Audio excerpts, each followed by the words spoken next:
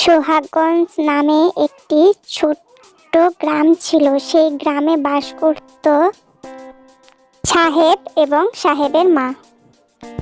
সাহেব বাড়ি থেকে দূরবর্তী এলাকায় কাজ করত। সাহেব বড় হয়েছে, সেই জন্য সাহেবের মা তার বিয়ে দেওয়ার জন্য খুব চিন্তায় ছিলেন। রোজ দিনের মতো সেদিনও সাহেব কাজে যাওয়ার জন্য রেডি হয়েছে। মা, আমি কাজে যাচ্ছি, তুমি খেয়ে নিও আর নিজে খেয়াল রেখো। আমার আজকে একটু আসতে দেরি হবে। সাহেব কাজের উদ্দেশ্যে বেরিয়ে গেল।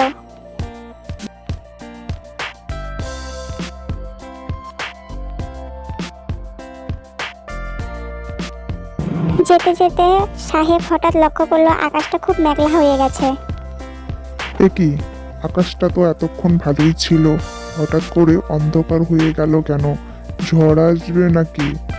আমার তো আরো অনেকটা পথ যেতে হবে। হ্যাঁ, তাড়াতাড়ি পা চালাই, ঝড় আসার আগে আমাকে পৌঁছাতে হবে।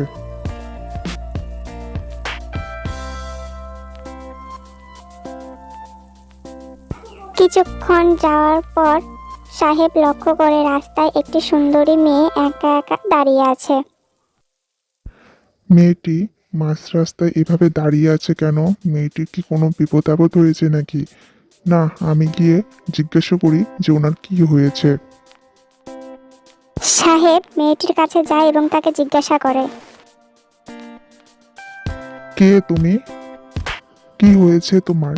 এইভাবে রাস্তার মাঝখানে দাঁড়িয়ে আছো, কিছু হয়েছে?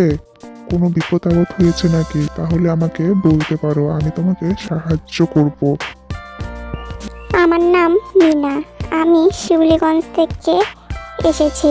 আসলে আমি এখানকার কিছুই চিনি না, হাঁটতে হাঁটতে এই জায়গায় এসে পড়েছি। আমি এখন বুঝতে পারছি না আমার কি করা উচিত, সেই জন্য এখানে একা একা দাঁড়িয়ে আছি। এই গ্রামের নাম সোহাগগঞ্জ। তুমি সোহাগগঞ্জে এসেছো, এখানে কাউকে চেনো? না, এখানে আমার কেউ নেই, আর এই জায়গাটাকেও আমি চিনি না।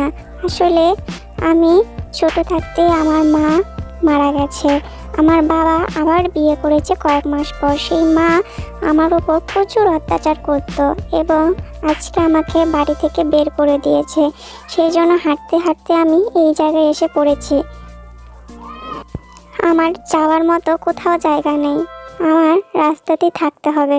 আপনি কোথায় যাচ্ছিলেন যান। আমার নাম সাহেব, আমি এই গ্রামেই থাকি, পাশের গ্রামে কাজ করি, সেখানেই যাচ্ছিলাম। তুমি তো এই গ্রামের কিছুই চেনো না, রাস্তাঘাটও চেনো না, তাহলে তোমাকে একা রেখে যাব কিভাবে? তুমি একা একটি মেয়ে মানুষ, কোনো বিপদ আপদ হলে কি করবে? আমার বাড়িতে আমি আর আমার মাই থাকি। তুমি এক কাজ করতে পারো, তুমি আমাদের বাড়িতে থাকতে পারো। মিনা মনে মনে ভাবতে লাগলো, আমার তো সত্যি যাওয়ার কোথাও জায়গা নেই, আর এনাকেও তো আমি চিনি না। এনার বাড়িতে থাকাটা কি ঠিক হবে আমার? কি এত ভাবছো? আমাকে বিশ্বাস করতে পারো, আর আমার মাও খুব ভালো, তোমাকে ফিরিয়ে দেবে না। আর সন্ধ্যায় হয়ে আসছে, এখন কোথায় যাবে তুমি? আজকে রাতটা থেকে কালকে যদি মনে হয় তুমি চলে যেও। আসলে আমি তো আপনাকে চিনি না, আপনার বাড়িতে যাওয়াটা ঠিক হবে কিনা এটাই ভাবছিলাম। আর সত্যি আমার যাওয়ার কোথাও জায়গা নেই। ঠিক আছে, আমি আপনাদের বাড়িতেই যাব, চলুন। তারপর সাহেব মিনাকে নিয়ে তার বাড়িতে গেল। মিনা, এটাই আমাদের বাড়ি, দাঁড়াও, মাকে ডাকছি। মা, মা, তাড়াতাড়ি বাইরে এসো। কি হয়েছে বাবা, ডাকছিস কেন? আর তুই এত তাড়াতাড়ি কাজ থেকে ফিরে আসলি, কি ব্যাপার? আর কাকে নিয়ে এসেছিস এটা? মা, ওর নাম মিনা, ও বাড়ি শিউলিগঞ্জ। মিনা এখানে কাউকে চেনে না, আর এই জায়গাটাকেও মিনা চেনে না। ওর সৎ মা ওর উপর প্রচুর অত্যাচার করত, আর শেষমেশ ওকে বাড়ি থেকে বের করে দিয়েছে। তাই সে হাঁটতে হাঁটতে এই গ্রামে এসে পৌঁছেছে। আমি মাঝ রাস্তায় ওকে দেখতে পেয়ে ওকে জিজ্ঞাসা করেছিলাম। ওর কথা শুনে আমি ভাবলাম যে ও ওকে আমাদের বাড়িতে নিয়ে যাই। তাই আমি ওকে আমাদের বাড়িতে নিয়ে এসেছি। মা, আমি কি ভুল করেছি? না বাবা, একা একটা মেয়েকে রাস্তায় ফেলে রেখে চলে গেলে অন্যায় হতো। তুই একে আমাদের বাড়িতে নিয়ে এসে খুব ভালো করেছিস। মাসিমা, আমি আপনাদের বাড়িতে থাকলে আপনাদের কোনো অসুবিধা হবে না তো? না মা, তুমি এই বাড়িতে থাকলে আমাদের কোনো অসুবিধা হবে না। সাহেব সকালবেলা উঠেই কাজে চলে যায়, তারপর সারাদিন আমি বাড়িতে একাই থাকি। তুমি থাকলে আমরা দুজনে মিলে থাকতে পারবো। এসো মা, ঘরে এসো। মিনা, আজ থেকে তুমি এই ঘরেই থাকবে। আর কোনো অসুবিধা হলে আমাকে বা আমার মাকে তুমি বলতে পারো। হ্যাঁ মা, তোমার কোনো অসুবিধা হলে আমাকে বলবে। তুমি এখন বিশ্রাম নাও, আমি রান্নাঘরে যাই। না না মাসিমা, আমার কোনো অসুবিধা হবে না। মাসিমা তো একা একা রান্না করতে গেল না, আমিও চাই মাসিমাকে সাহায্য করি।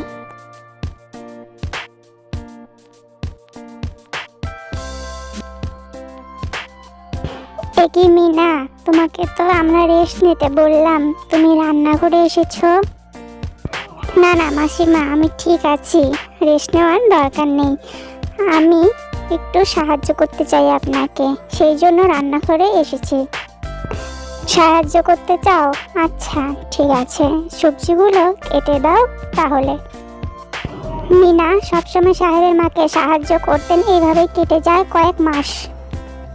সাহেব, মিনাকে তুই নিয়ে এসেছিলি আমাদের বাড়িতে। মিনা খুব ভালো মেয়ে, রূপের লক্ষ্মী, গুণে সরস্বতী। কিন্তু মিনা একটু কুমারী মেয়ে, কতদিন এইভাবে থাকবে? ওরও তো বিয়ের বয়স হচ্ছে নাকি?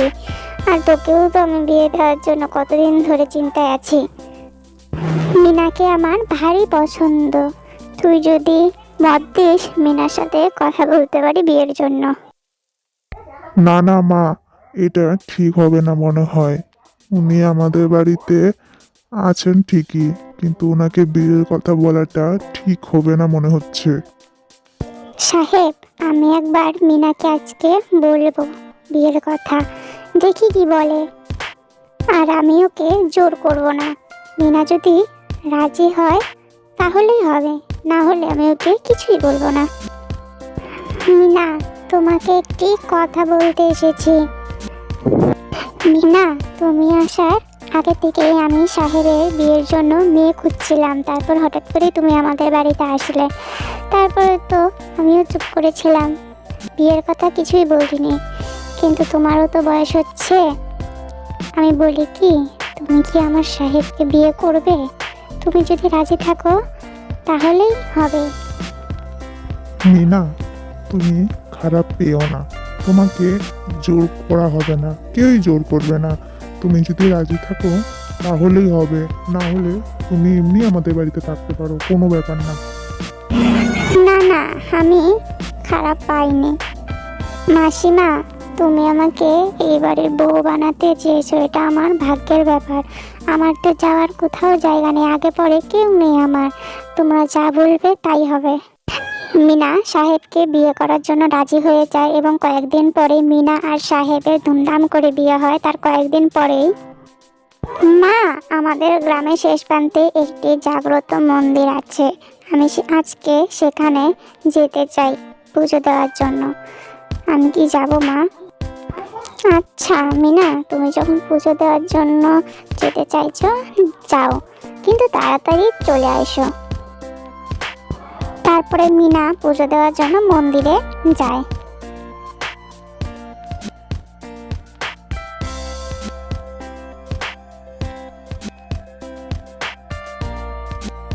মিনা পুজো দিয়ে ফেরার সময়, বৌমণি বৌমণি, আমাকে একটু সাহায্য করো বৌমণি, আমি খুব বিপদে পড়েছি। এ কি, কে তুমি? এখানে কি করছো একা একা? তোমার মা কোথায়? একাই এসেছো এখানে? আর কি বিপদ হয়েছে বলো আমাকে। বৌমণি, আমার মা ওইখানে খুব অসুস্থ হয়ে পড়েছে, তুমি একটু যাবে মাকে ঠিক করার জন্য, দয়া করো বৌমণি। মিনা খুব সহজ সরল এবং খুব সৎ মনের মানুষ, সেই জন্য ছোট্ট মেয়েটির কথায় বিশ্বাস করে মিনা তার মাকে সাহায্য করতে চলে যায়। আসলে ছোট্ট মেয়েটি কোনো মেয়ে নয়, সেটি রাক্ষসী।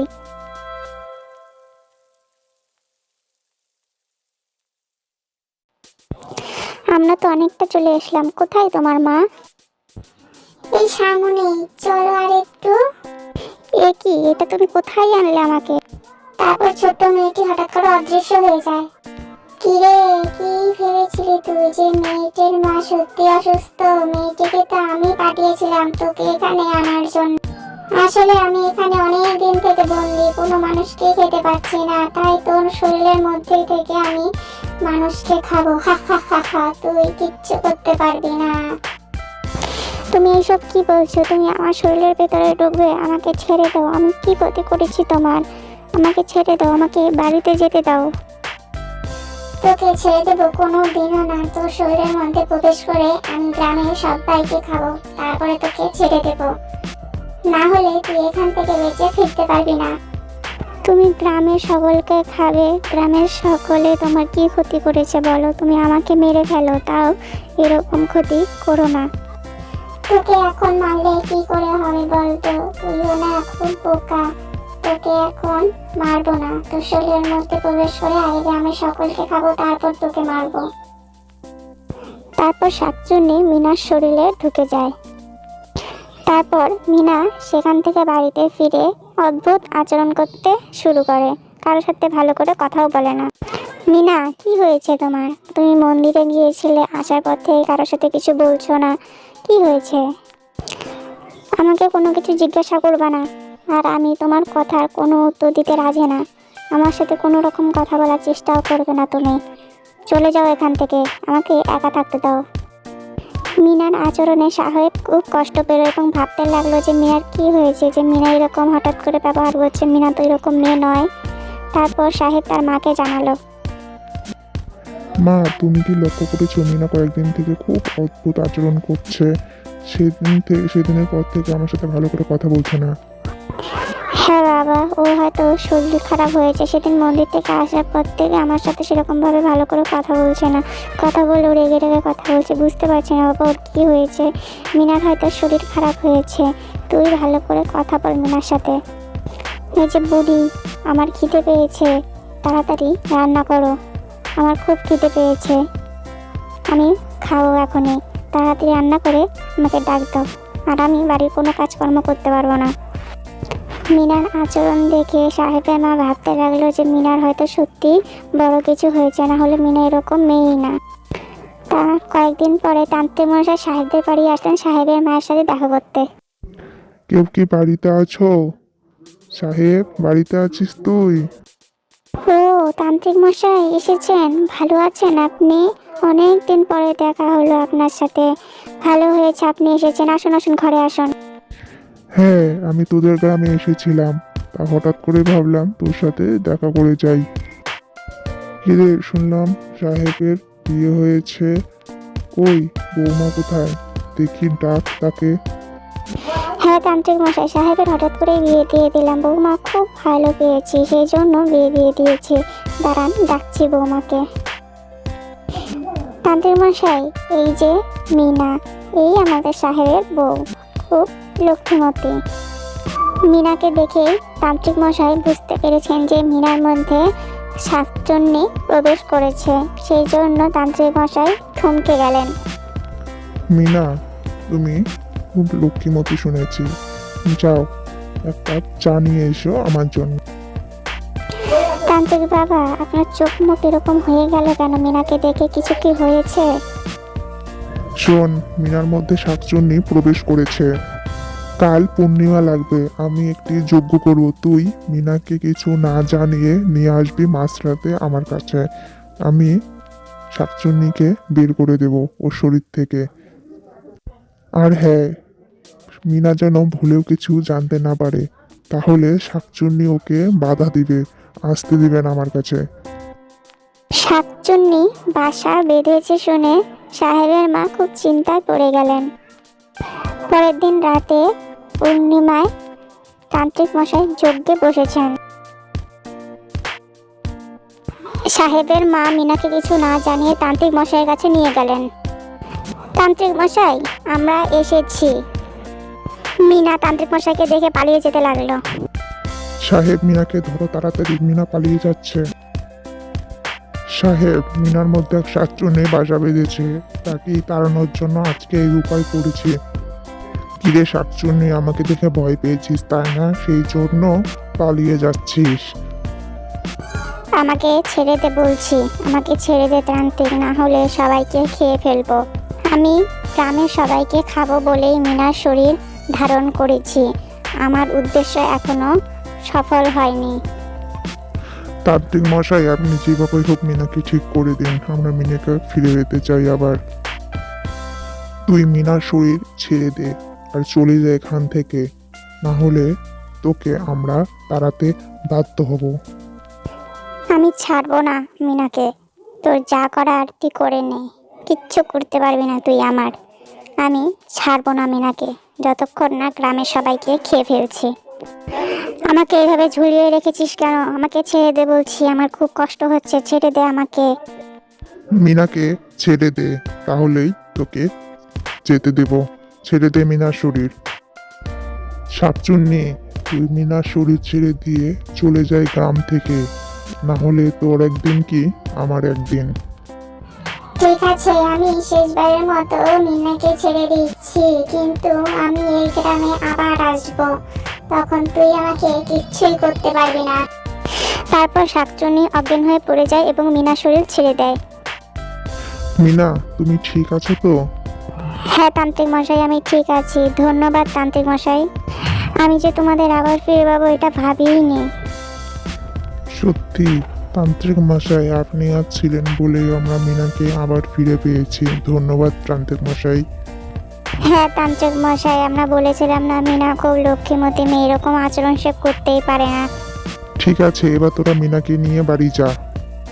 তারপর মিনা সুস্থ হওয়ার পর স্বামী এবং শাশুড়ি মাকে নিয়ে সুখে শান্তিতে সংসার করতে লাগলেন।